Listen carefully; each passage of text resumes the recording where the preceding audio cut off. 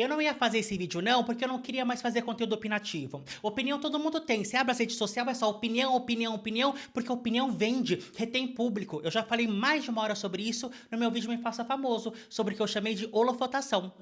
Se a minha opinião parece com a sua, você se sente compreendido. Você diz, alguém vê o mundo como eu vejo. Dentre bilhões de pessoas, alguém me entende. A minha verdade está sendo validada. Agora, se você não gosta da minha opinião, é até melhor pra mim, que eu fico mais famoso. Então por que eu tô aqui? Porque a gente é hipócrita. A gente fala que vai parar de beber, começar a se exercitar, parar de responder aquele cara escroto que te trata igual lixo, mas faz gostoso, ou eu tô errada? Eu senti a necessidade de seguir em frente. Eu pensei, eu vou ali, faço 1 ou 2 vídeos e vou seguir minha vida. Porque a gente fica velho e olha pra trás e se arrepende. Por que eu não fiz? Por que eu não falei? Então, pra eu partir com minha consciência tranquila e dizer a minha parte eu fiz, eu estou aqui hoje. Eu vou falar uma meia dúzia de abobrinha pela última vez e depois fingir que não é comigo. Porque eu me perdi. Vamos ser sinceros? Eu me perdi. Eu fiz esse canal pra tratar sobre temas que eu achava atemporais, ilustrando com a cultura pop e com as celebridades. Mas desde 2024, minha proposta no canal ficou com Deus.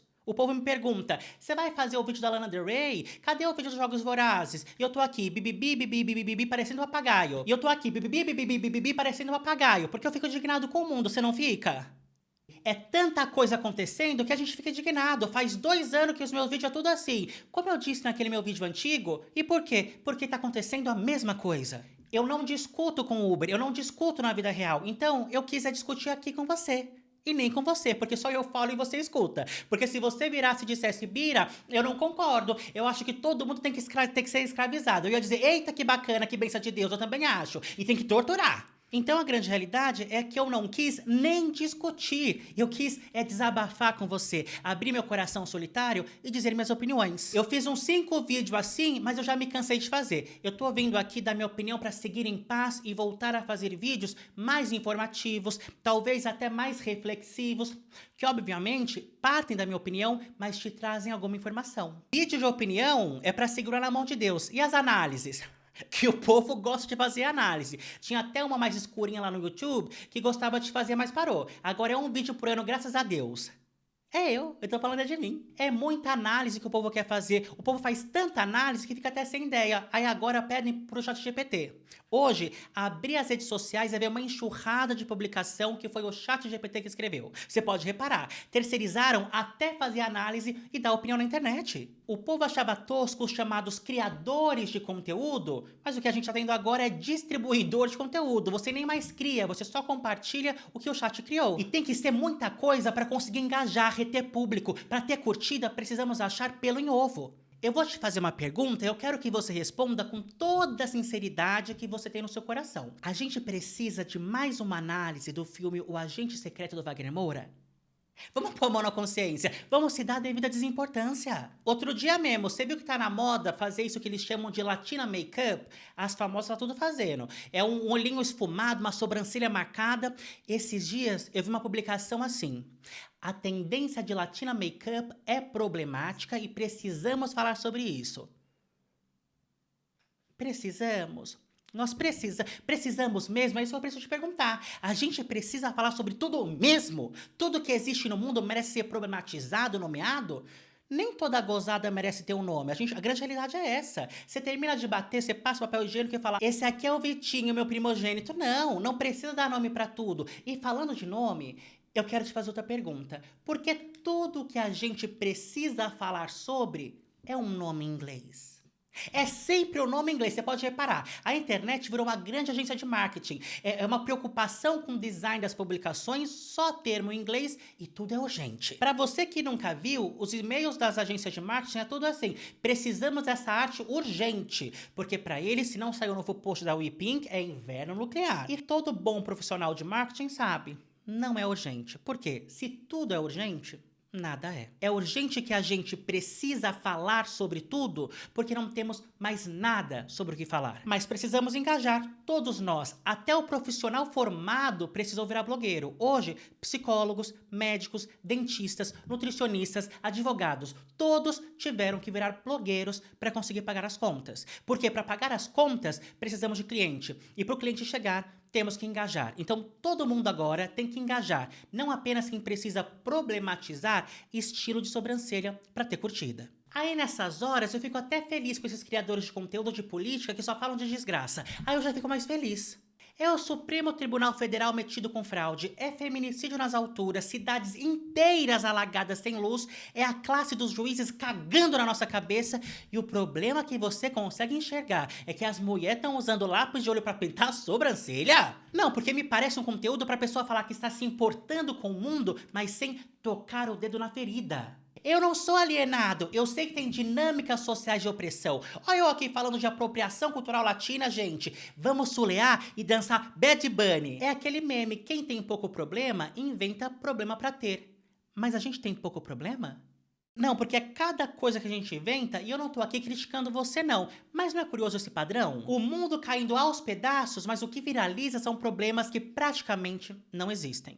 Eu vou te fazer outra pergunta e você vai me responder. Cadê as mamães de bebê reborn que estavam tomando conta dos prontos-socorros do Brasil? Não, não tira o vídeo não. Eu sei que o assunto já morreu e que o povo gosta de comentar o assunto do momento. Que na semana que vem ninguém mais lembra. Mas me dá uma chance. Você se lembra das mamães de bebê reborn que estavam indo ao pronto-socorro do SUS dizer que o bonequinho delas estava doente? Foram uns 2 meses de publicação. Saiu nos telejornais, na novela das 9, vídeos e mais vídeos na internet. Disseram que era caos generalizado. Eu tava vendo praticamente o começo de uma guerra civil. Eu falei, não, gente, que é isso? Era tanta indignação que parecia que um povo chegou aqui e falou, boa tarde, o Brasil agora é meu. Há 5.000 anos Deus me deu. E a gente virou e disse, mas eu moro aqui. E eles responderam, o que você falou? Terrorista! Mata todo mundo que eles não prestam. Povo mais escurinho não presta. Mas as mulheres mais bonitinhas, vocês pegam que a gente vai estudar. Não, foi notícia no jornal, problematizações a milhão, análises sociológicas do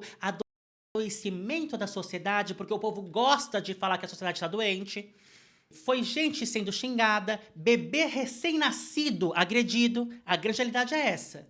E não era nada.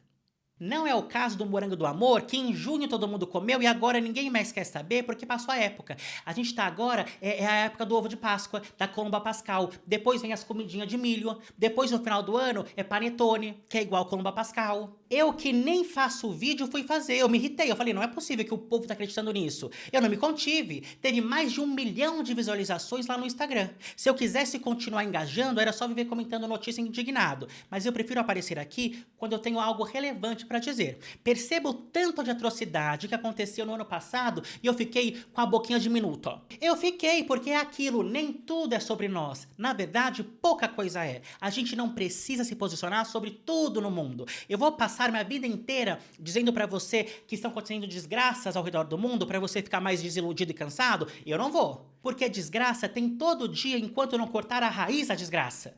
A gente não tinha entendido que quem ri de tudo é desespero? E quem quer meter o bedelho em tudo é sarna. Mas a gente quer falar, a gente precisa falar. E a gente tem que falar rápido porque o assunto do momento muda. O interesse em um tema some igual as vendas do álbum da Taylor Swift. Tem que ser rápido. E nessa necessidade de comentar o que está acontecendo, comentamos com o calor do momento. Comentamos com poucas informações disponíveis e nem aprendemos com o que comentamos. Não é sequer pedagógico, não serve nem para deixar os nossos olhos atentos. É um evento que passa e já queremos comentar o outro sem perceber a continuidade dos eventos, a repetição dos padrões, o contexto que aconteceu, a dinâmica por trás. Ou seja, não tratamos de algo maior, tratamos do específico. Eu sei que faz tempo, mas tente se lembrar dos esforços que foram colocados para denunciar as mamães de bebê reborn no SUS, que não existiam, porque não existia. Imagine se tivéssemos deslocado esses esforços para temas relevantes. Poderia ter surtido algum efeito. E na verdade surtiu. A PEC da blindagem que queria proteger os parlamentares de seus crimes foi arquivada também por causa da voz popular. O povo nas redes sociais se juntou para falar contra a PEC da blindagem e isso vazou até para as ruas. Ainda no ano passado, pelas redes sociais, o povo se juntou para apoiar o Felca no tema da adultização e surtiu efeito em lei agora nesse ano. Então, há alguma força na mobilização das redes sociais. Quando a gente se uniu, se juntou para falar de problemas que existiam, alguma coisa aconteceu. Mesmo que não tivéssemos falado sobre a origem desses problemas, alguma coisa aconteceu.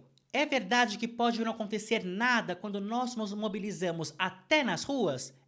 Mas, na minha opinião, É melhor sussurrar sobre algo que está acontecendo de fato do que gritar sobre uma coisa que nunca existiu. De todas as coisas que podíamos denunciar, viralizar, nos indignar em relação ao SUS, estávamos falando da única coisa que não aconteceu.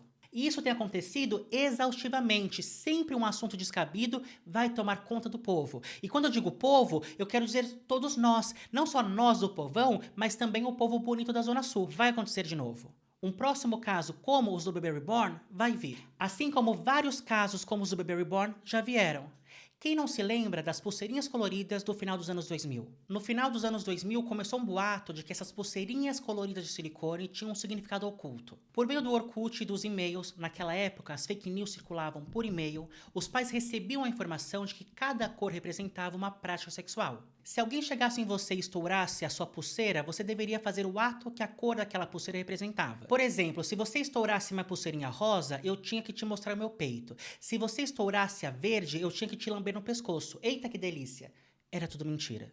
Em pouco tempo essa palhaçada chegou à televisão, em todos os canais, tendo um espaço especial até no programa Fantástico da Rede Globo. Foi o assunto do momento, algo que não estava acontecendo. Escolas por todo o Brasil proibiram o uso das pulseiras. Prefeituras de várias cidades do Brasil fizeram lei para acabar com as pulseiras.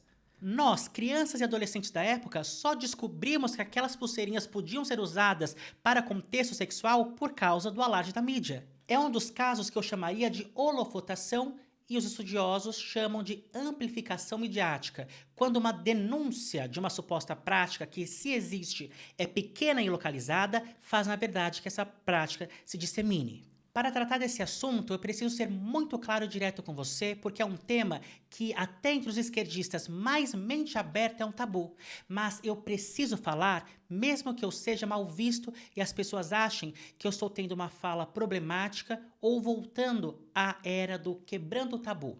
Os adolescentes não precisam de pulseirinha para vivenciar a sexualidade. Segundo a Pesquisa Nacional de Saúde Escolar, realizada pelo IBGE em parceria com o Ministério da Educação e o Ministério da Saúde, em 2019, 35% dos adolescentes de 13 a 17 anos já tinham tido relações sexuais.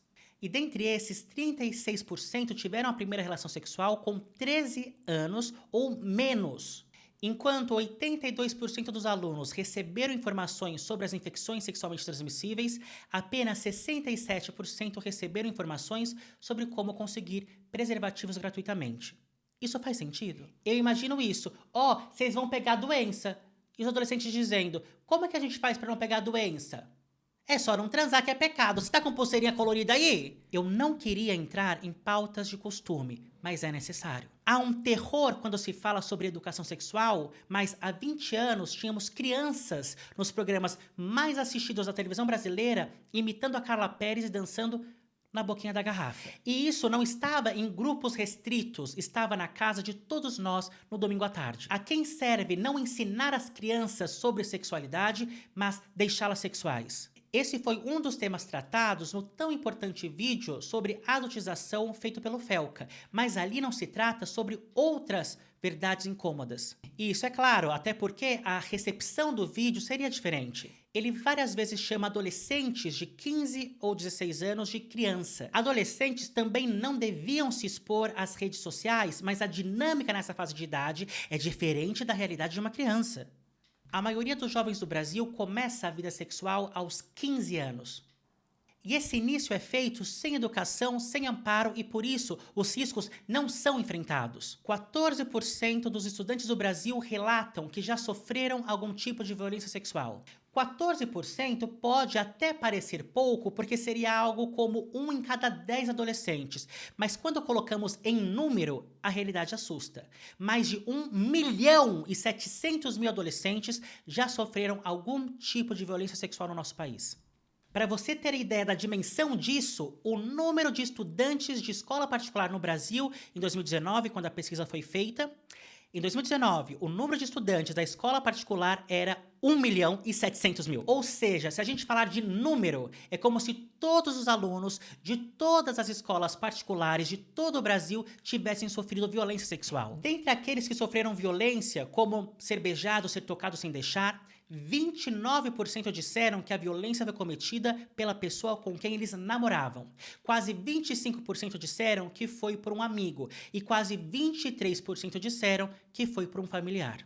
Já para o ato sexual em si, contra a vontade, 26% disseram que o agressor foi um namorado, 17% disseram que foi um amigo e 32% disseram que foi um familiar. Outra vez o óbvio precisa ser dito.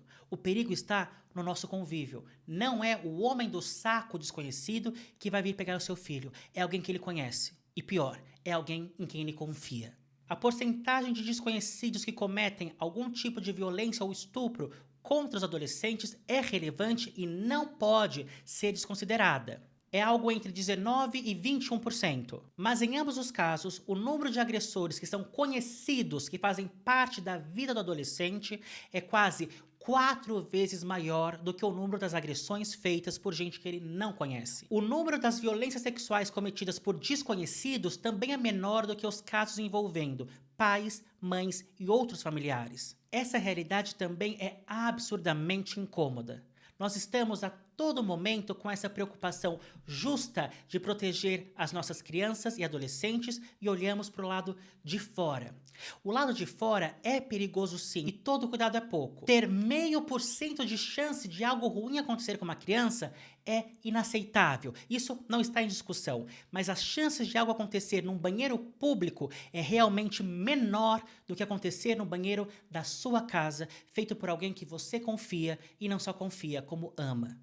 Neste ano, uma menina de 8 anos, cansada de ser abusada, guardou o sêmen do próprio tio para provar que vinha sofrendo violência desde os 5 anos de idade. A família não acreditava nela. O agressor era o tio de 25 anos, ou seja, ele era o irmão, o filho, o neto, aquele que te ajudou, que te apoiou, que cresceu junto com você, com quem você pôde compartilhar seus segredos mais profundos, alguém que você jurava conhecer e confiava. Era alguém do teu sangue, da sua índole, porque família é a base. Família é tudo. Isso já está dito no vídeo do Felca, por exemplo, mas o foco das discussões se voltou outra vez ao mundo externo, em vez de fazermos uma análise de como nós estamos educando e lidando com os jovens do Brasil. A psicóloga entrevistada por Felca em seu vídeo diz até sobre esta mãe que acobertaria uma violência sexual porque aquele familiar tem relação de afeto com a criança e isso se torna um assunto que não é tocado. E não é tocado porque é incômodo testemunhar que o monstro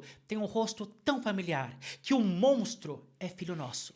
Então não queremos ver. É controverso, é tema sensível, é pauta de costumes, é papo de gente esquerdista, estranha e woke, mas precisa ser dito porque é uma realidade e está acontecendo. Não podemos fechar os olhos, estamos todos preocupados com o desconhecido que pode destruir a sua família, e é importante, mas quem protege a família da família. E essa minha pergunta cruza uma linha inaceitável tanto para progressistas quanto para os conservadores. Encarar que essas violências podem vir e vêm de alguém que você confia é mais doloroso do que acreditar no bicho-papão do banheiro público que está lá com uma peruca escondido para te atacar. Perceba que tínhamos tanta coisa que precisamos falar sobre em relação à segurança e à sexualidade dos nossos filhos, mas estávamos falando sobre a única coisa que não existia. Os adolescentes já estão começando a vivenciar sua sexualidade com ou sem pulseirinha. Como você, pai e mãe, vai gerenciar isso? Você proibir a sua filha de usar uma suposta pulseirinha não vai proibi-la de beijar,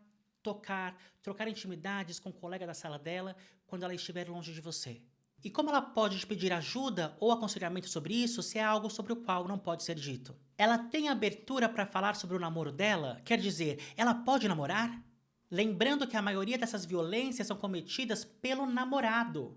A maioria desses abusos são feitos pelos meninos, não respeitando os limites dela de beijo, de toque, não só o ato em si. Só aqui, com esse único dado, nós temos tantas perguntas, não apenas sobre como lidamos com a sexualidade dos nossos filhos, mas a mais importante, o que faz esses meninos acreditarem que podem fazer o que fazem? Nós não temos poder sobre o comportamento dos nossos filhos fora da nossa visão.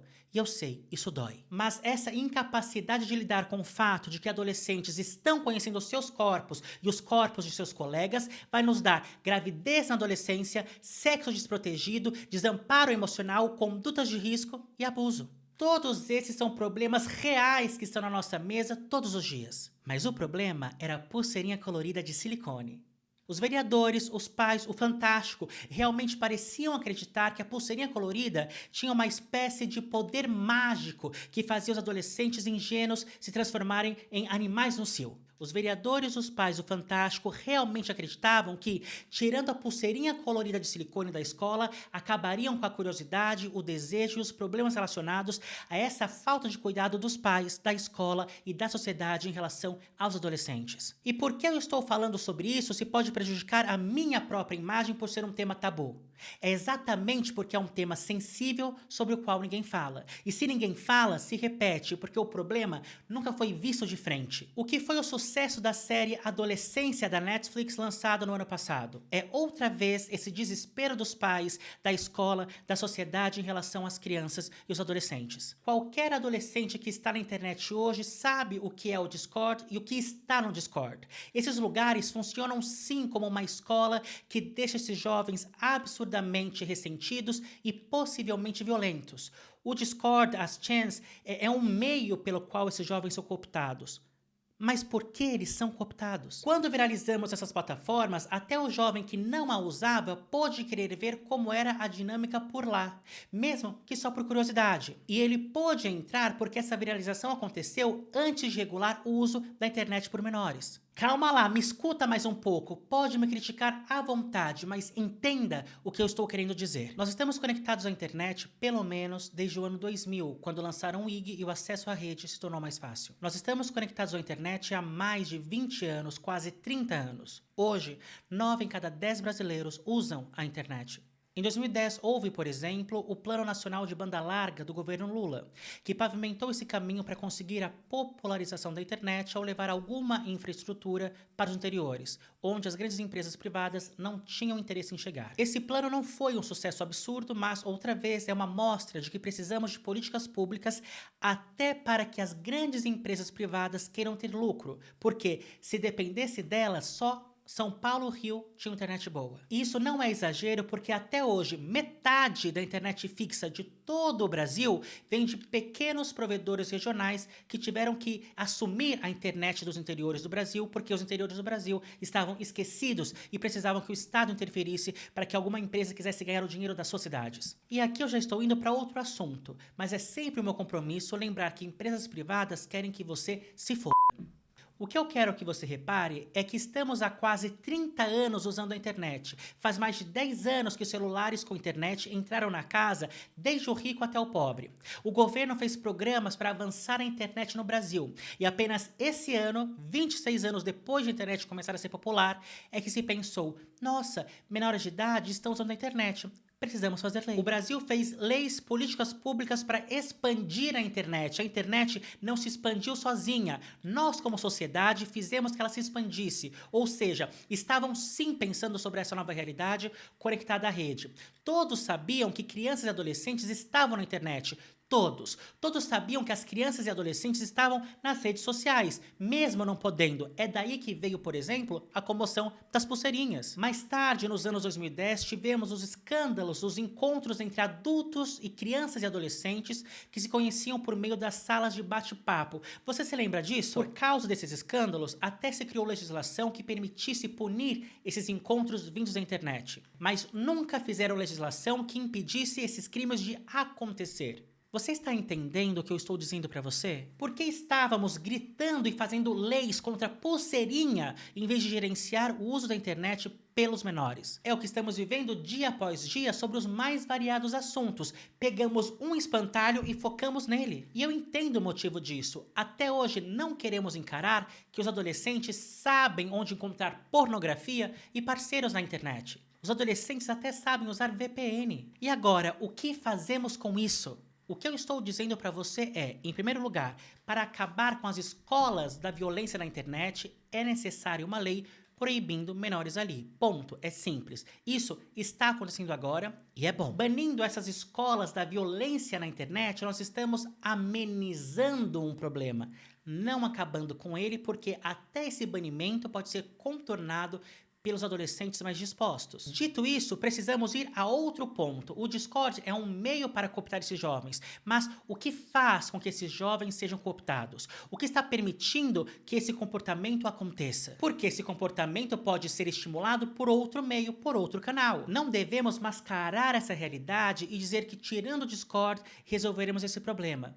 Não resolveremos. Não podemos fazer pânico outra vez e culpar o Discord pelos jovens que querem odiar as garotas. Repito, limitar o Discord pode até diminuir o problema, o que é ótimo, mas não resolve. A série adolescência é tão assustadora porque mexe com esse problema que os pais estão enfrentando desde a popularização dos computadores, que no Brasil coincidiu com o nascimento do Orkut e não por acaso, com o nascimento da fake news das pulseirinhas coloridas. Agora o seu filho não precisa mais estar na rua para correr risco do desconhecido. Ele pode estar na sua casa e em perigo. E isso é muito difícil porque focamos naquele adolescente e não no funcionamento da sociedade. É muito difícil aceitar que você não conhece o seu filho. Você conhece o seu filho com você. Você conhece tão somente como o seu filho se relaciona com você. E nem as intenções do seu filho nesse relacionamento de vocês você consegue saber. O seu filho não é um anjo, ele é um ser humano e deve ser visto como um ser humano. A gente confunde a ideia de ingenuidade com a de anjo. Uma criança de 9 anos não percebe o risco de se aceitar carona de um estranho. Mas essa ingenuidade não quer dizer que essa criança é um anjo. As crianças têm que ser cuidadas, protegidas, educadas e corrigidas exatamente porque elas são um ser humano e não um anjo. Você entra numa escola de ensino fundamental e você vê criança xingando a outra, batendo na outra, querendo prejudicar a outra. Porque crianças são humanas, não anjos. E não há nada de errado nisso. Nós sentimos raiva, nós não gostamos de alguém. É o processo de se educar que ensina como lidar com essa raiva, como lidar com esse não gostar de alguém. Crianças chamam as outras de baleia, de viado, e você pode dizer, ah, mas eles não sabem o que é isso. Mas eles sabem que machuca, por isso chamam. Para lidar com essa realidade, precisamos ver a criança como um ser humano e, mais do que isso, um ser complexo. E em adolescência aparece o mais polêmico de tudo. O seu filho de 13 anos já tem desejo pela colega da classe dele. Você fingir que ele não tem, não resolve o problema. É o desamparo desses temas que leva os jovens a esse limbo. Mas essa é a coisa mais incômoda do mundo. Eu tenho certeza que muita gente esquerdista que diz que me ama já deve ter saído do vídeo achando que eu me perdi, porque é um assunto proibido. Mas nós só resolvemos um problema olhando de frente. Essa tão amada série Adolescência nos mostrou que não somente um menino de 13 anos é um ser humano e deseja sua colega de classe, como também mostrou a dinâmica que está sendo feita tanto pela menina quanto pelo menino, que é o discurso do papel do homem e o papel da mulher. Quem fez o meu curso de Sociologia sabe que eu, pessoalmente, não acredito que homem e mulher sejam conceitos puramente sociais. Não. Logo na primeira aula eu deixava isso claro e causava alguma comoção entre os alunos porque nós, à esquerda e das ciências humanas, tendemos a achar que a cultura, que a sociedade, que a socialização tem o maior peso na construção do ser humano. Para mim isso não é verdade. Não somos só seres sociais, muito menos só seres biológicos. Nós somos tão sociais quanto biológicos e tão biológicos quanto psicológicos. Nós somos biopsicossociais. Não há praticamente nada em relação ao ser humano que seja apenas social, assim como não há praticamente nada em relação ao ser humano que não tenha alguma influência biológica. Existem diferenças substanciais entre homens e mulheres, não somente em termos sociais, como em termos biológicos e psicológicos. Mas isso não quer dizer que devamos justificar desigualdades. Nós temos essa capacidade de pensar, de raciocínio que também é biológica e por isso devemos articular políticas que nos amparem. Nós não somos reféns do ambiente, da genética, da biologia. A medicina nos mostra isso a todo momento. Nós podemos negociar as nossas condições ambientais, genéticas e biológicas, mas nós estamos num ambiente, nós temos predisposições genéticas e uma base biológica. Que há diferenças biopsicossociais entre homens e mulheres, em média, isso é claro. Agora, o que fazemos dessas diferenças é o que está em jogo.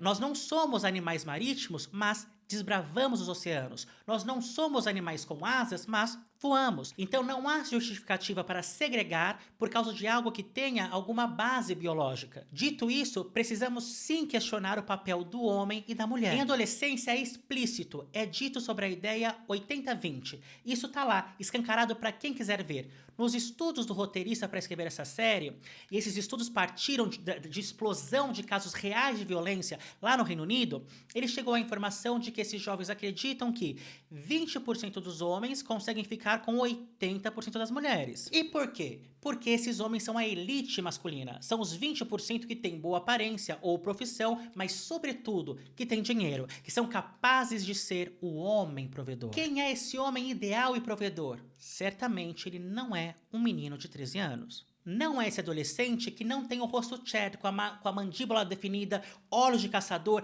a skin lendária como os caras que fazem Lux Maxim. E mesmo que você tenha uma mandíbula marcada na adolescência, isso infelizmente não é garantia de nada. Nesse contexto, a mulher se torna tão somente uma possibilidade de sexo e, no melhor dos casos, de amor. Não amiga, não confidente, não conselheira. A mulher aqui é tirada de toda a sua complexidade humana, que é conflituosa, e colocada apenas nesse lugar de vadia ou esposa. E cada vez menos de esposa. Até as mulheres conservadoras estão sendo chamadas de conservadias. Esse homem alfa provedor não é esse menino de 13 anos que no mundo atual não vai conseguir comprar uma casa grande e sustentar sua família.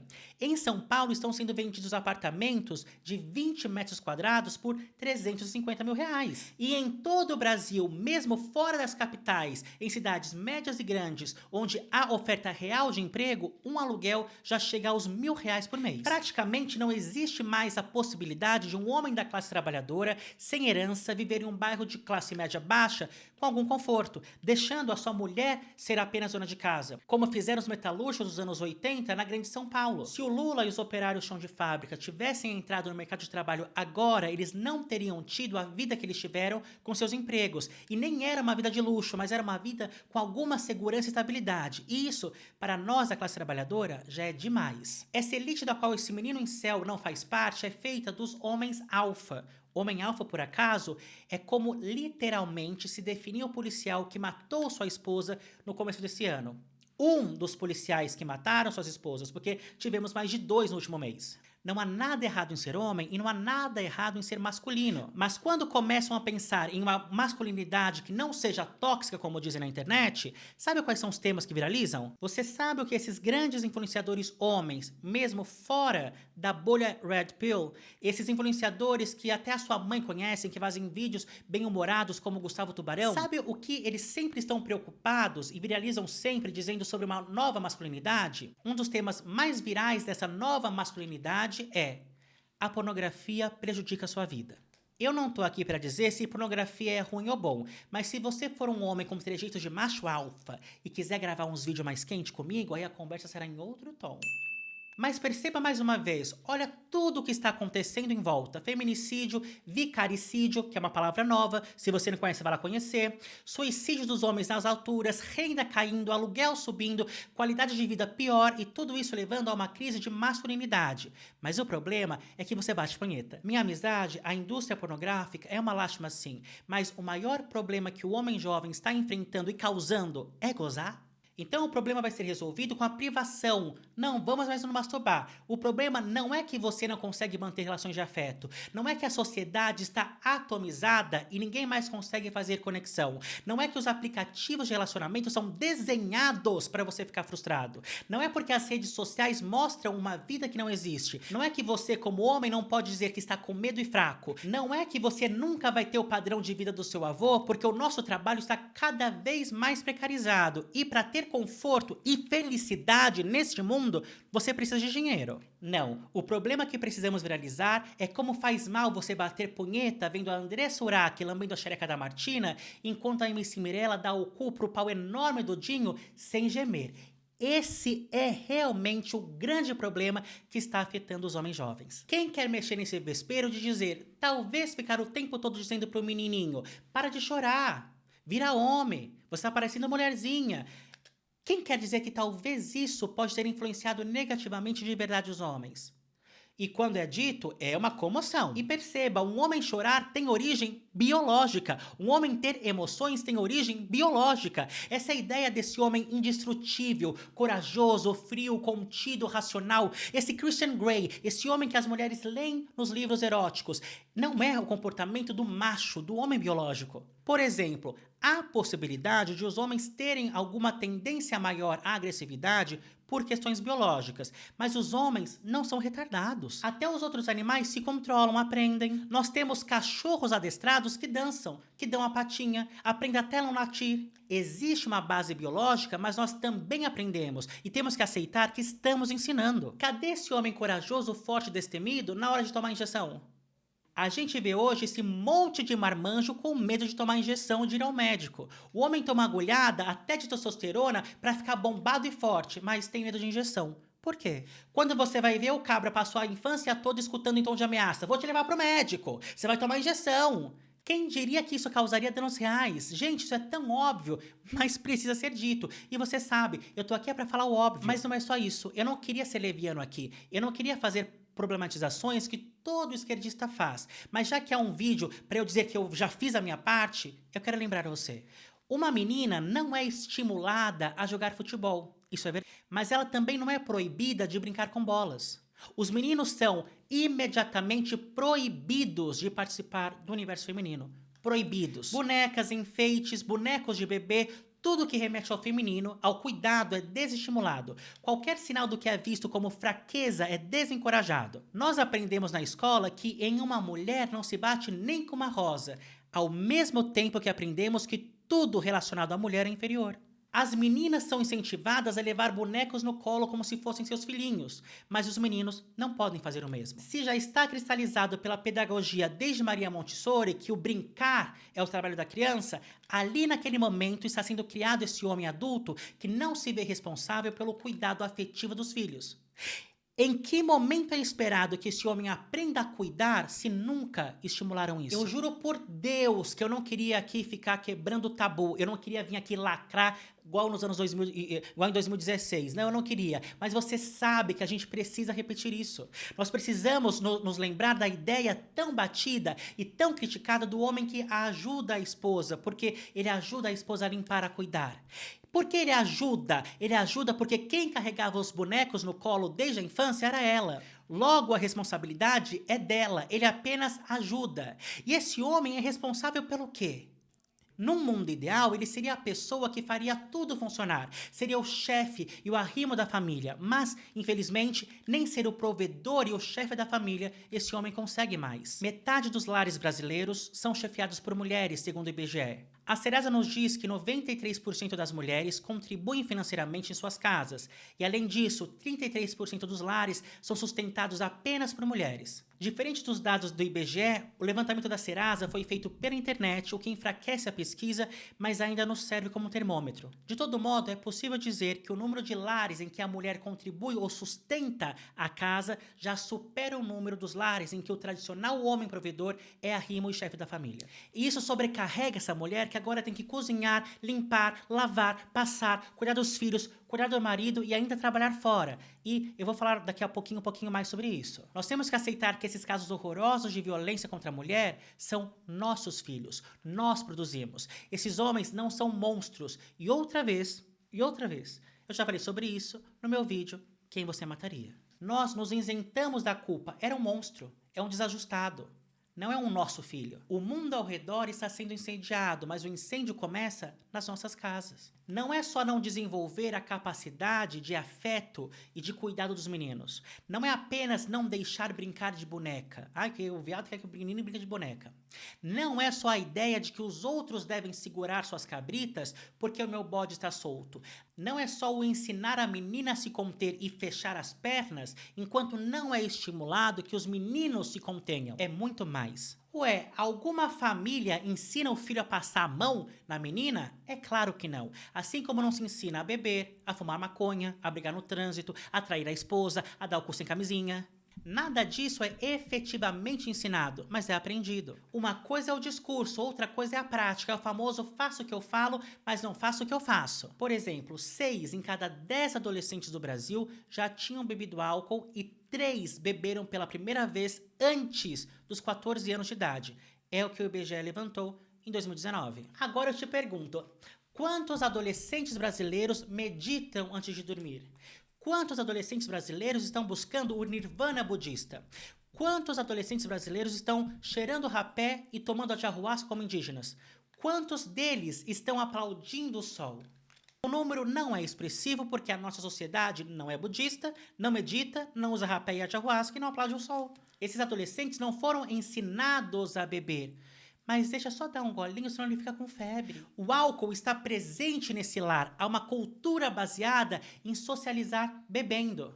É claro que também tem o desejo de transgredir o proibido, que é típico do adolescente, mas fato é que 3 em cada 10 adolescentes haviam bebido álcool pelo menos uma vez no último mês. Eles foram ensinados ativamente a fazer isso? Não. Mas assim como Deus, o álcool está no meio de nós. O seu filho também não foi ensinado a abusar e agredir, mas foi ensinado a ele que ele é um homem, e homens são feitos para o poder. Eu gravei essa história no meu vídeo A Cidade Maravilhosa, mas eu resolvi tirar da versão final porque desviava do tema do vídeo e os meus roteiros são uma grande salada de fruta, uma grande confusão. Mas eu gostaria de falar sobre isso hoje. Eu posso? 1976 foi há 50 anos. Sua avó estava viva. Em 1976, o herdeiro Doca Street matou a socialite Ângela Diniz com 3 tiros na cara e um na nuca. Ele alegou legítima defesa da honra, ou seja, ele, ferido enquanto homem que é, para defender sua honra, matou. Embora esse termo nunca tenha sido escrito nas leis do Brasil, era uma defesa amplamente feita e geralmente aceita. Até hoje, ao defender um estuprador, é comum retratar a vítima, mesmo adolescente, como pessoa de vida sexual ativa ou promíscua. Você já viu algo assim? No Brasil, pela lei, um adolescente de 14 anos já pode ter relações sexuais até com um adulto, se houver consentimento. Isso já é muito questionável.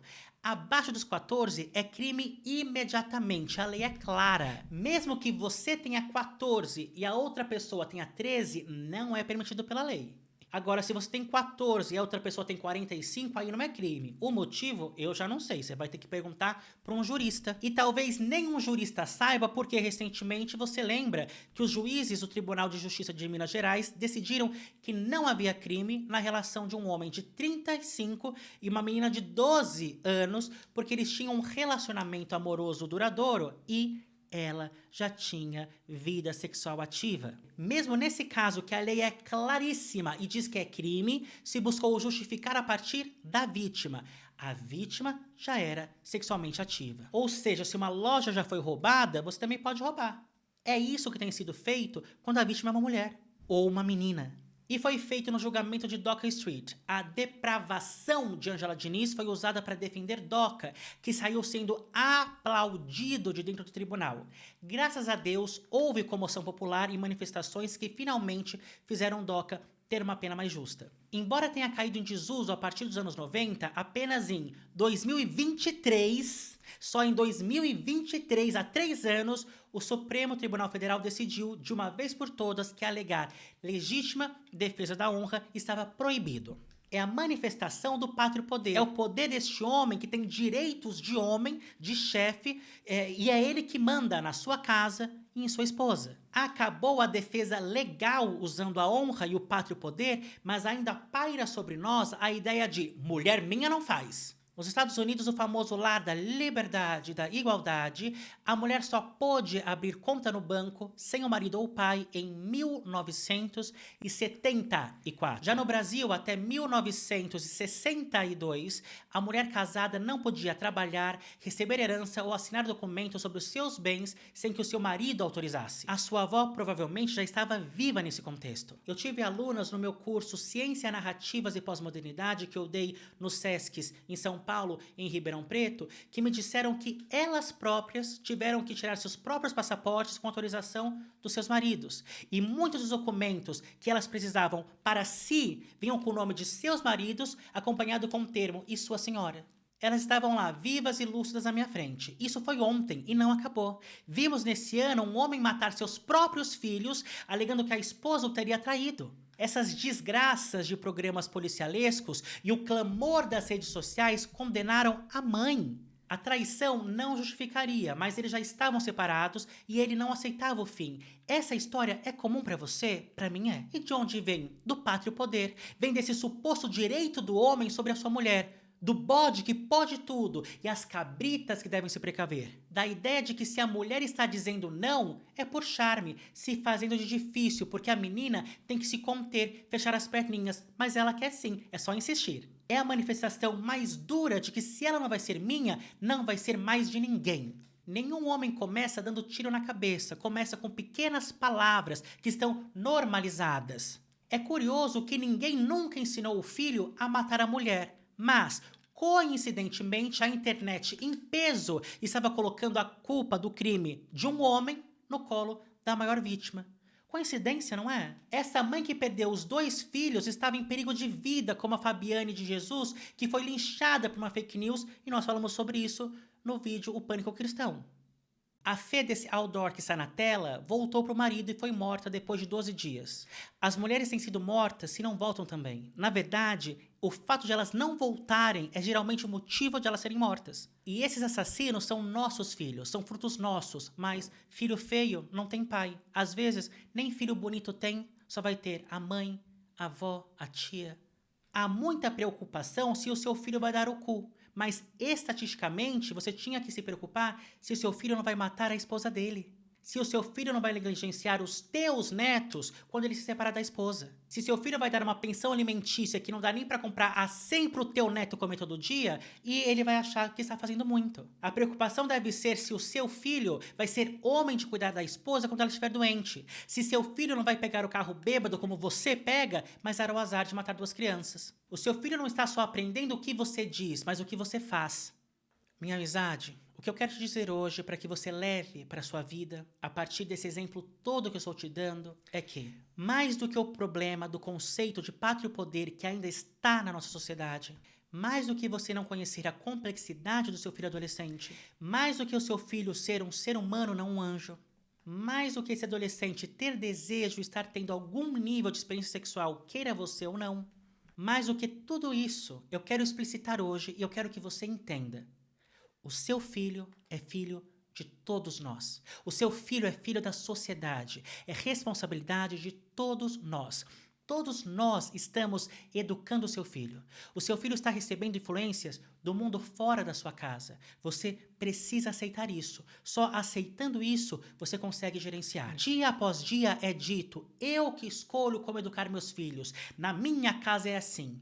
E não é. Dentro da sua casa, no quarto dele, na sala na sua frente, seu filho está sendo educado por desconhecidos no Discord. Tirando o Discord, o seu filho é educado pelo professor. Tirando o professor, o seu filho está sendo educado pelos colegas da escola. Os amigos do seu filho da mesma idade estão educando o seu filho, censurando comportamentos, instigando outros comportamentos, fazendo se adaptar ao grupo, e você não tem poder real nenhum sobre isso. Não existe possibilidade nenhuma de você sozinho educar seu filho, porque nós existimos em grupo. Sua casa está numa rua, que está num quarteirão, que está num bairro, que está numa zona, que está numa cidade, que está numa região, que está num estado.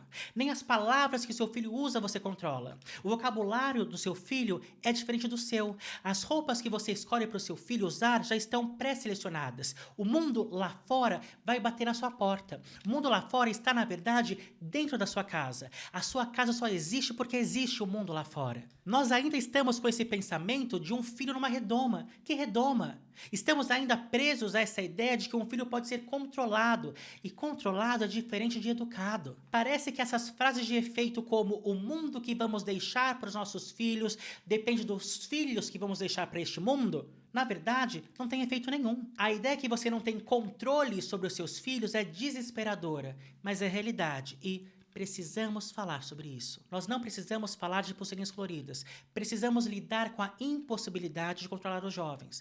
E para isso precisamos aceitar que não conseguimos controlar os jovens. Podemos somente educá-los. Mas assim conseguiremos gerenciar essa realidade. Por que nós precisamos falar sobre isso? Se o bem comum, se o bem da sociedade em geral não te engaja, então eu te trago outro motivo bem claro. Outro jovem pode vir matar a sua filha na porta da sua casa. Podem matar você. 5 garotos podem pegar alguém que você ama num apartamento em Copacabana. E isso independe da educação que você deu à sua filha. Porque o mundo externo sempre vai bater na sua porta. O boato da pulseirinha colorida, espalhado dia após dia na televisão brasileira, levou meses depois a um caso de violência gravíssima em Londrina, onde um grupo de garotos, sendo um maior de idade, violentou uma menina de 13 anos. A história contada foi que eles estouraram a pulseirinha dela e a obrigaram a realizar o ato que aquela pulseirinha representava. Perceba que aqui temos outra vez essa fábula tão triste que é contada diariamente. Havia algo na vítima que sinalizou, que provocou a violência. Desta vez não era uma saia curta, não era uma blusinha chamativa ou saltos altos, era uma pulseirinha colorida de silicone. Abusadores não precisam de pulseirinhas, de saia, de blusinha ou de convite. É exatamente isso que os faz ser abusadores, não serem convidados. Não havia nenhuma mágica nessa pulseira que ativasse esse comportamento sobre o qual esses jovens nunca tivessem pensado. Agora adolescentes precisam de suporte, cuidado, amparo, educação e compreensão. Quantos de nós, homens, mulheres, héteros ou gays, começamos as nossas experiências sexuais com os nossos colegas quando éramos adolescentes e em segredo absoluto porque os nossos pais não podiam saber? Mas encarar isso é mais difícil do que demonizar pulseirinhas. Minha amizade, criar filhos é difícil. Nós nos sentimos incapazes, ainda mais nessa dinâmica que quase todos nós saímos às 6 da manhã e voltamos às 8 da noite.